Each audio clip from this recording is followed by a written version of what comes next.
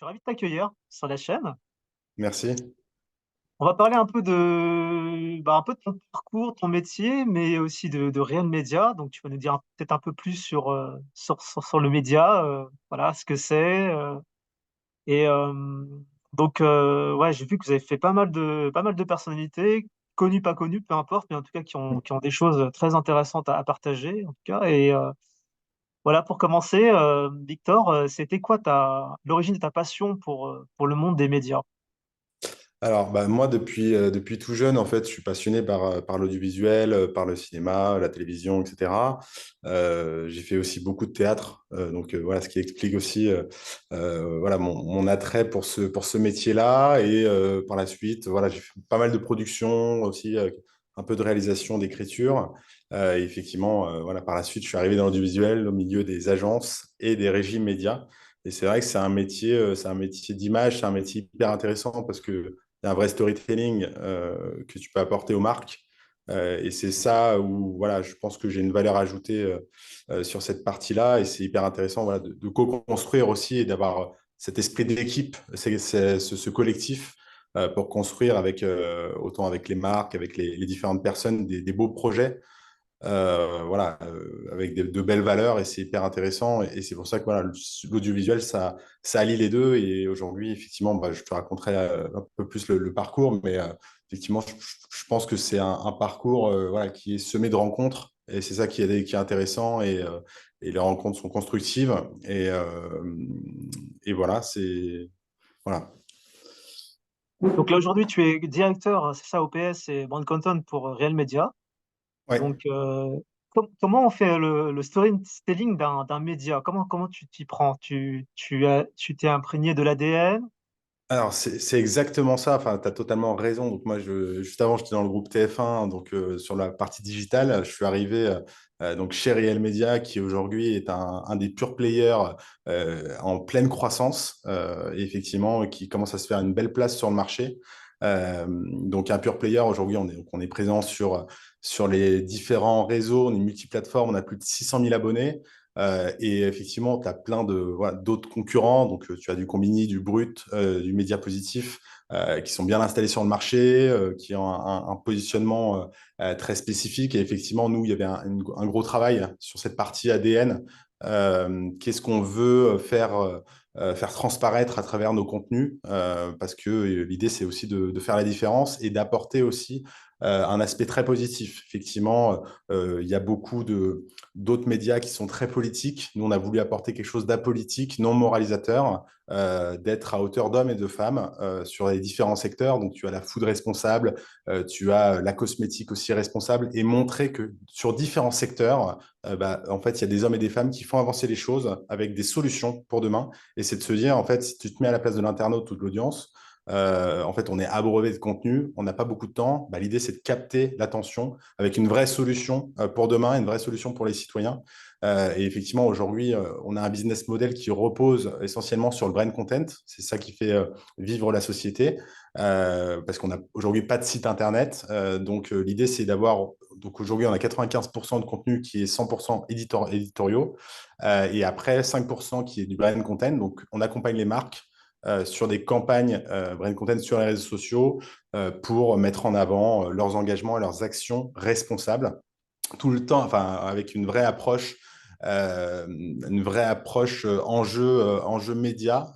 Effectivement, il y a des enjeux de notoriété, de visibilité, mais on apporte aussi enfin, un regard très attentif pour éviter le greenwashing. Parce que effectivement, quand tu as des grandes marques qui ont forcément des moyens et du financement, l'idée c'est de ne pas accepter tout et n'importe quoi. Donc il y a un vrai travail de vérification et c'est pour ça qu'on est entouré d'une vingtaine de journalistes qui ont travaillé dans différentes rédactions voilà, de tous bords politiques. Et c'est ça qui est intéressant, c'est ça qui fait la pluralité du média, qui fait la richesse du média. Et aujourd'hui, voilà, on est en pleine croissance, ça marche fort. Et aujourd'hui, effectivement, on a un socle commun qui va traiter d'innovation, de solidarité et d'engagement. Et on va montrer le positif. Et on est aussi vecteur d'émotion. Parce qu'on se dit, quand on allume la télévision, quand on allume certains médias, tout de suite, on va parler de guerre, etc. Je ne dis pas qu'on ne va pas le traiter, mais on va aussi montrer l'autre côté du versant qui est plus positif, plus fédérateur. Et on a envie de se dire, bah, en fait, je suis internaute aujourd'hui, je fais partie de l'audience, j'ai envie d'avoir quelque chose de positif qui m'apporte quelque chose dans mon quotidien. Donc, des astuces, ou alors, tu vois, on travaille aussi pas mal sur la tech, sur l'intelligence artificielle, donc on fait énormément de sujets là-dessus. Et effectivement, tu le disais tout à l'heure, l'idée aussi d'être un média qui commence à avoir de la visibilité, c'est d'avoir des personnalités puissantes qui viennent nous parler et qui viennent livrer leurs témoignages. Donc, on a un studio ici, livrer leurs témoignages face caméra. Donc, on a été les seuls à avoir, enfin, les premiers à avoir Dominique Tapie, tu vois, suite au documentaire. Et ensuite, voilà, là, dernièrement, on a eu Laurie Pester qui venait nous parler de sa maladie. Et à chaque fois, on essaye d'être précurseur et d'être numéro un sur ces thématiques-là. Et effectivement, ça fait aussi venir du monde. Et après, nous, ce qui nous a fait aussi connaître et émerger, c'est de belles histoires. Donc, tu vois, on est allé à la rencontre, par exemple, d'une femme qui a un refuge d'animaux. Et bien, suite à la diffusion, en fait, on avait ajouté un lien de cagnotte parce qu'elle était à deux doigts de perdre son exploitation. Bah, suite à la diffusion du film, elle a récolté plus de 60 000 euros. Donc, Wow. effectivement, aujourd'hui, c'est aussi notre positionnement, c'est de se dire on est un média généraliste, mais un média à impact. Donc, l'idée, c'est voilà, de mettre en avant de belles initiatives, mais aussi d'aider à notre échelle. Tu vois, on a aussi des associations, mais en avant de belles choses, le Café Joyeux autour de la trisomie 21 et de l'emploi. Donc ça, c'est des belles initiatives. Et à côté de ça, on peut aussi faire plus de glamour. Donc c'est vraiment aujourd'hui un média généraliste qui a aussi une patte très forte sur la qualité des contenus, parce qu'effectivement, à l'origine, c'est Bernard de la Villardière, donc producteur et animateur de télévision. Donc, on a aussi des moyens techniques importants et on apporte énormément d'intérêt et de puissance sur la qualité audiovisuelle, même si ça reste aujourd'hui, voilà, le format magazine qu'on produit, c'est quand même produit avec des belles caméras. On prend le temps aussi du casting, de l'écriture. Et je pense que c'est pour ça qu'on arrive à émerger et d'avoir aussi un taux d'engagement, notamment sur Instagram, qui est très important. Parce qu'effectivement, c'est simple de produire et c'est simple d'avoir de la vue, mais d'avoir de la vue qualifiée et d'avoir l'audience qui reste jusqu'au bout de la vidéo, c'est plus compliqué. Ouais, donc on disait tout à l'heure, ouais, vous traitez pas mal de sujets assez divers et variés. Le storytelling, une part très importante, hein, on voit hein, les parcours de vie, ça je crois que ça intéresse pas mal de personnes. C'est quoi les vidéos qui ont le plus marché? Aujourd'hui, bah, c'est vrai que enfin, nous, autour de la solidarité, autour du handicap, c'est vrai que voilà, on a traité beaucoup de la trisomie 21, mais aussi des sujets autour de l'EHPAD et du service à la personne. Bah, en fait, on voit que c'est aussi des secteurs qui ne sont pas forcément, enfin, qui sont de plus en plus mis en avant dans les médias classiques. Mais effectivement, nous, on a aussi pris le parti pris de traiter ces sujets-là au début, et c'était des cartons d'audience. Parce que voilà, c'est des parcours de vie, c'est de la résilience, on a envie de commenter, on a envie de partager parce que c'est des belles histoires. Tu vois, tous les sujets autour de la solidarité, autour des sans domicile fixe. Voilà, il y a eu des initiatives. Typiquement, on a fait un relais dernièrement sur le premier coiffeur de SDF, donc qui donne de son temps pour aller coiffer les SDF dans la rue. Bah, ça fait un carton d'audience parce que les gens aiment voilà, cette solidarité qu'on n'a pas forcément l'habitude de voir sur d'autres réseaux. Donc ça, c'est les cartons.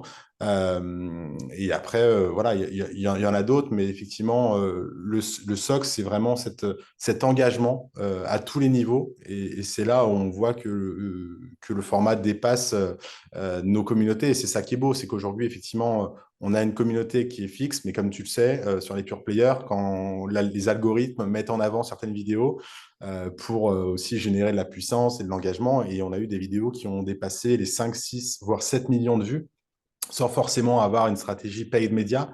Mais ça veut dire que l'organique a bien fonctionné, qui a été relayé, partagé. Et c'est ça aussi. Et aujourd'hui, effectivement, on essaye d'aller toucher tous les secteurs. Tu vois, on va travailler aussi des contenus autour de l'innovation et de la mobilité durable. Ça, c'est un vrai enjeu pour le secteur automobile. Sur la food, bah, évidemment, tous les tips, on sait qu'il y a des enjeux autour enfin, des économies à faire sur ton panier de courses, surtout pour les familles. Bah, on va mettre en avant aussi des astuces autour du batch cooking pour faire tes recettes le dimanche soir, pour économiser également de l'argent. Euh, sur la, sur la partie mode, eh ben, on va engager les gens à faire enfin, aller plus vers du reconditionné et à voir aussi, voilà, il y a plein d'initiatives qui se font pour réutiliser certains vêtements et pas être dans la surconsommation. Voilà, et après, effectivement, bah, voilà, encore une fois, c'est les gens qui s'engagent autant dans le perso que dans le pro. Bah, ça fonctionne très, très bien aujourd'hui. Combien de reportages, de vidéos vous faites par semaine environ? Alors, aujourd'hui, on fait à peu près, on est entre 4 et 5 sujets qui sont diffusés par jour.